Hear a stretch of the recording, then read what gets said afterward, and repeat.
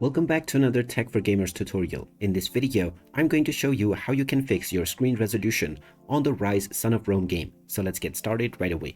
Now, if you notice that the Ryse Son of Rome game is not appearing in the full resolution, then just follow these simple steps.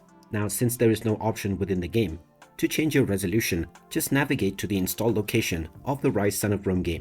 Once you are inside the Ryse Son of Rome game, just look for the system.cfg file, right-click on it, and then open it with Notepad. Now, within the Notepad file, you will simply need to add this line.